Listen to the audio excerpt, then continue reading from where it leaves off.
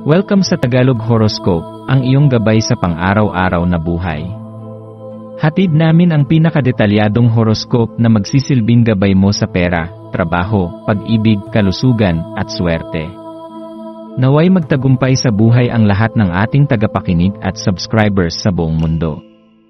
Maraming salamat sa pag-subscribe at tanggapin ang siksik, liglig, at umaapaw na biyayang hatid ng Tagalog Horoscope.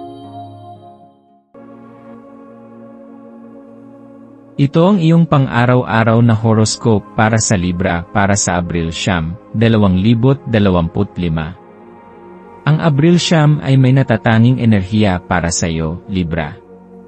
May isang malalim at banayad na alon ng pagbabago na dumadaloy sa iyong buhay ngayon, isang enerhiya na maaaring magdulot ng kaliwanagan at kapayapaan kung pipiliin mong tanggapin ito. Sa ilalim ng impluwensya ng mga bituin, mararamdaman mong may isang hindi maipaliwanag na pagnanais na linisin hindi lamang ang iyong pisikal na kapaligiran, kundi pati na rin ang iyong isipan. Ang araw na ito ay parang isang pagkakataon upang magpatuloy, upang ayusin ang anumang kalituhan na maaaring matagal nang bumabagabag sa iyong kalooban. Maaaring mapansin mong mas nagiging sensitibo ka sa mga enerhiya sa iyong paligid, at may isang malakas na tawag mula sa iyong loob na nagsasabing panahon na upang alisin ang mga bagay, tao, o paniniwalang hindi na nagsisilbi sa iyong kabutihan. Ang pangangailangang ito na maglinis at mag-ayos ay hindi lamang tungkol sa iyong pisikal na kapaligiran, kundi pati na rin sa iyong emosyonal at mental na kalagayan. Kapag binigyang pansin mo ang tawag na ito, maaaring maramdaman mong bumabawas ang bigat sa iyong puso, at nagkakaroon ka ng mas malinaw na direksyon sa kung saan mo nais patungo. Habang dumadaloy ang araw, maaari mong maramdaman ang isang pag-aalinlangan o pagnanais na umiwas sa mahihirap na usapan o sitwasyon. Maaaring may mga paksa o issue na matagal mo nang iniiwasan, ngunit ngayon ay tila nagiging mahirap nang hindi harapin ang mga ito. Ang pag-iwas ay maaaring magbigay ng pansamantalang ginhawa, ngunit hindi nito ganap na malulutas ang anumang hinaharap mo ngayon. Sa halip na umiwas, subukan mong tanungin ang iyong sarili kung ano ang itinuturo sa iyo ng mga sitwasyong ito. May mga aral na nagtatago sa bawat hindi komportableng sandali, at kung pipiliin mong pakinggan ang iyong puso, maaari mong makita na ang iyong sariling karunungan ay sapat upang gabayan ka sa tamang landas. Ito rin ay isang araw ng introspeksyon, isang pagkakataon upang tingnan ang mas malalim na bahagi ng iyong pagkatao. Sa gitna ng ingay ng mundo, madalas nating nakakalimutan kung paano makinig sa ating sarili. Ngunit ngayon, mayroong isang mahiwagang enerhiya na nag-aanyaya sa iyo upang umupo sa katahimikan at pakinggan ang sariling tinig ng iyong puso. Anong mga damdamin ang iyong itinatago? Ano ang iyong tunay na mga pangarap at kagustuhan? Kapag binigyan mo ng oras ang iyong sarili upang kilalanin at yakapin ang iyong emosyon, nagbubukas ka ng isang pintuan patungo sa mas malalim na pangunawa sa iyong sarili. Gamitin ang enerhiya ng araw na ito upang ituon ang pansin sa kung paano maaaring magbago ang iyong pananaw at pagkilos kung ikaw ay may mas malakas na espiritu.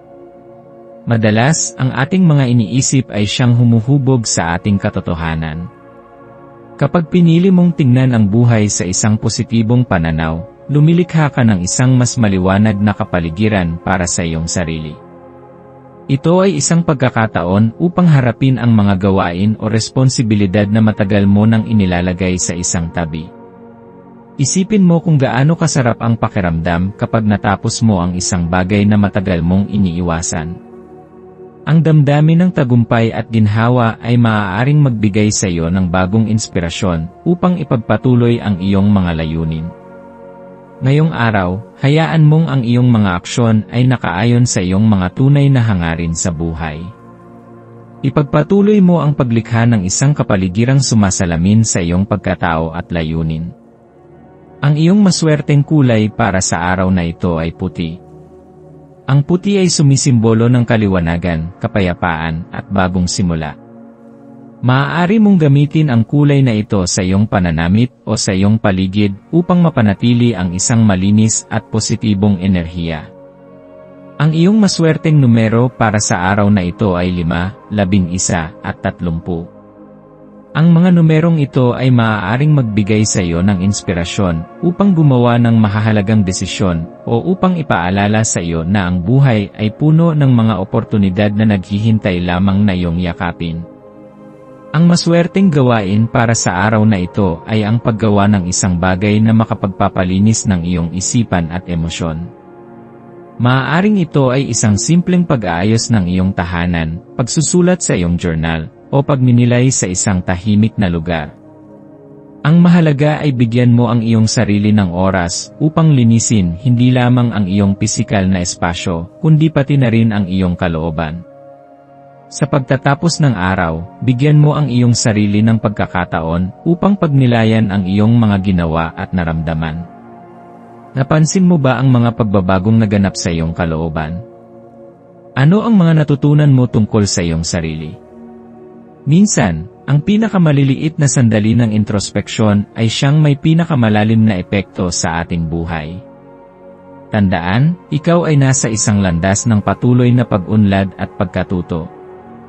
Huwag kang matakot na yakapin ang pagbabago, sapagkat ito ang nagbibigay ng bagong kahulugan sa iyong paglalakbay. Ang araw na ito ay isang paalala na ikaw ay may kakayahang lumikha ng balanse at kapayapaan sa iyong buhay, anuman ang mga pagsubok na iyong hinaharap.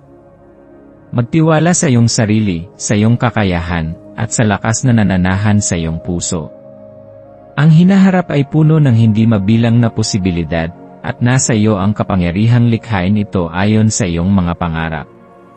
Ang araw na ito ay isang hakbang lamang sa mas malaking paglalakbay, kaya tamasahin mo ito ng buo, at maging bukas sa lahat ng biyayang maaaring dumating.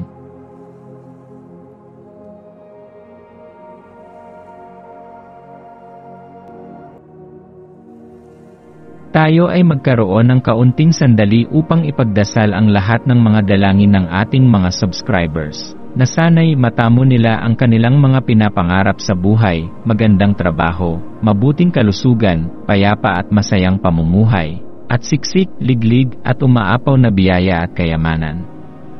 Ipinagdarasal namin ng mataimtim ang lahat ng mga komento sa nakaraang video, at hinihiling namin, Panginoon, na pagpalain mo ang ating mga subscribers ng masayang buhay sa mundong ibabaw. Maraming salamat po.